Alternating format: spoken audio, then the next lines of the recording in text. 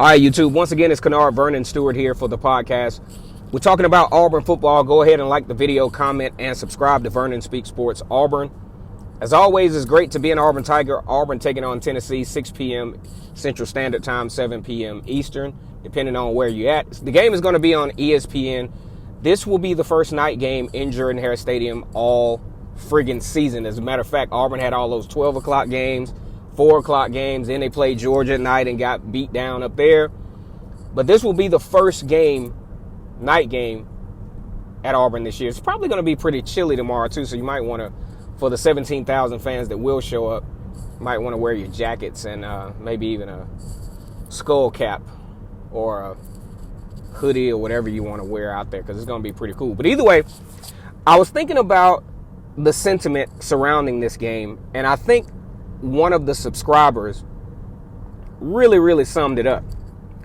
He said, and this is from 10-0, this was about 53 minutes ago, he said, I hope we play good but not too good. If you know what I'm saying, we need to save our peak of the season. I mean, you know, maybe. But the main thing he said that I thought was kind of glaring, very simple, but very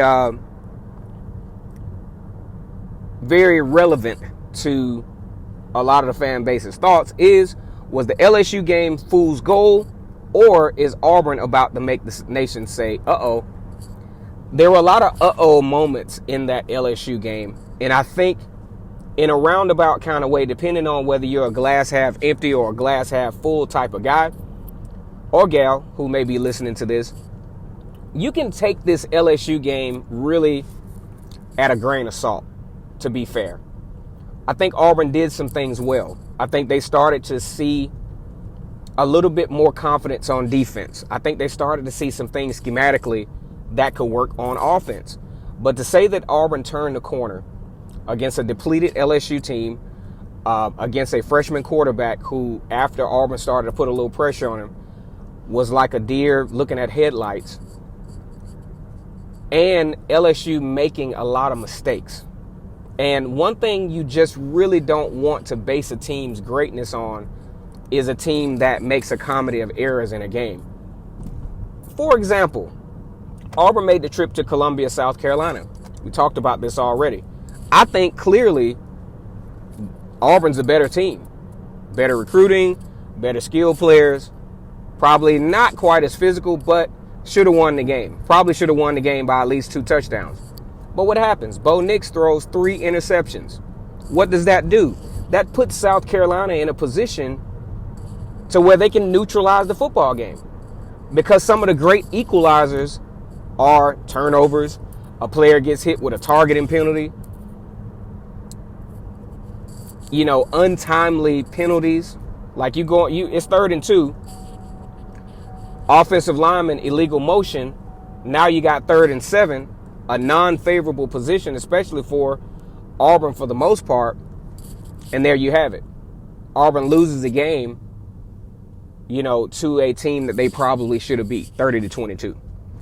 And you look at Auburn versus LSU. LSU had a number of turnovers, especially, bad turnovers too. Turnovers that either put the ball in the end zone or set Auburn up for an easy drive. What does that do at a certain point? That starts to demoralize the team to where, hey, this shit is just not working today. You know what I'm saying? So now you have a situation where we're looking at the scoreboard and we're looking at Auburn 48-11, but then let's go ahead and start dissecting into all the things that will transfer over to where everything is neutral. You take away the turnovers, you take away the unforeseen mistakes from the opposing team. So I think this game against Tennessee would be a really interesting litmus test for Auburn. Tennessee has played relatively well in spots against some good teams. Looking at video footage on the Georgia-Tennessee game this year, the score was actually 23-21 going in the midway through the 3rd quarter. Then Georgia started to pull away. They had some stuff that happened in their favor. But you're talking about outside of the mistakes in the end, and Georgia just kind of imposing their will at the end, you're talking about a really close game with a toss-up game. Georgia and Tennessee. I think, jumping up on Arkansas 13-0 with clearly a chance to win that game. Giving up 24 points in the third quarter, that's not something that, Tennessee is accustomed to doing. But we're not talking about, we know Tennessee has not had a lot of good fortune this year. As a matter of fact, things at certain points had gotten pretty bad. Losing to Kentucky 35-7, I think that's pretty bad. But either way, this is a Tennessee team that could really pull off if Jeremy Pruitt has his defense dialed up and can force Auburn into some mistakes. You could be looking at things getting real shaky around the third quarter, to where you have that typical Auburn fan sitting there getting nervous as the game is literally slipping away.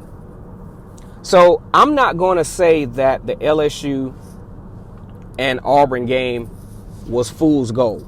I'm not going to say that, because I really think that was a good opportunity for Auburn to see some things in action, to see some of their plays start to crystallize. I would like to get away from the gimmicks, but I think that's in Gus Malzahn's profile. I want to see but I did see some sustained drives. Usually the gimmick plays are the plays that give you a quick fix for a touchdown, and then your offense stalls after that. But what I did see against LSU and Ole Miss, and some points against Arkansas, is I began to see sustained drives. And why are these drives being sustained? One, you got a pretty good running back in Tank Bigsby, maybe one of the best freshman running backs in the country, who, although the offensive line is improving, they're not near where they need to be in order to have a elite running attack. But sometimes the running back can help you out. And this guy is a natural. He can help you out. And also give the offensive line some confidence in wanting to do better and finding ways to work as a cohesive unit. Because last 2 years, you talk about 2018, 2019, absolute mess at offensive line. Good players in spots, sometimes got players out of position. It was an absolute disaster. This team already is better than them, hands down. Okay, so what do we expect? One, we expect Auburn to be able to run the football. I think Auburn should be able to run the football.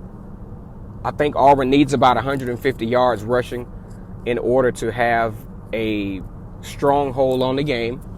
I think Bo Nix needs to continue to condense his passing around the 25 to 30 range.